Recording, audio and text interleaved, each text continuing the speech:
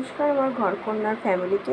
আজ আমি আপনাদের আরমোল কাটিংয়ের একটা টিপস দেব, ছোট্ট টিপস, বাট এটা খুব কাজের আপনাদের, যে কিভাবে এই আরমোল কাটিংটা করলে কাপড় আপনাদের এক্সট্রা থাকবে না, ঝোল পড়বে না। তো দেখুন, এখান থেকে যার যতটা শোল্ডার সেই হিসাবে নেবেন।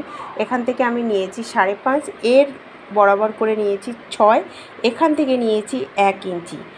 এটা হচ্ছে আপনার 34 সাইজের ব্লাউজ হবে। এখান থেকে 1 ইঞ্চি নেওয়ার পরে আপনার এর বরাবর করে আমি 10-10-এ মার্ক করেছি, 10 ইঞ্চি আর 2 ইঞ্চি এক্সট্রা নিয়েছি। কোনো কিচ্ছু না, আপনাদের ছাতি আপনার 34, তো তবুও আপনারা এখান থেকে এর বরাবর করে নেবেন, 10-এ মার্ক করবেন আর 2 ইঞ্চি এক্সট্রা নেবেন। তারপরে এখান থেকে যে 1 ইঞ্চি নিয়েছি, এটা হচ্ছে আপনার একটা স্কেল, এটাকে কার্ভ স্কেল বলা হয়। তো এইটাকে এই মার্কের এখান থেকে এই যে 10 মার্ক করেছিলাম এখান থেকে নিয়ে, আর এখান থেকে যেটা 1 মার্ক করেছিলাম, এইভাবে এটাকে ধরে জাস্ট গোলাই দিয়ে দেবেন। যখন আপনারা ফিটিংস দেবেন তখন এইভাবে ইঞ্চি টেপটা ধরে দেখবেন এখানটায় 8.5 চলে আসবে। তো 8.5 আসলো মানে আপনার চেস্ট আপনার 34 হয়ে গেল।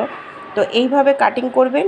টোটাল 10, মানে যার যেটা থাকবে, আপনার মনে করুন 36কে 4 দিয়ে ডিভাইড করবেন, ডিভাইড করে যেটা হবে সেটা দিয়ে আপনারা এক্সট্রা 1 ইঞ্চিতে মার্ক করবেন, করে এখান থেকে আপনারা কার্ভ স্কেল, এটা বাজারে আপনার টেলারিংয়ের যে শপগুলো হয় না, মানে যেখানে টেলারিংয়ের জিনিস পাওয়া যায় ওখানটায় পেয়ে যাবেন।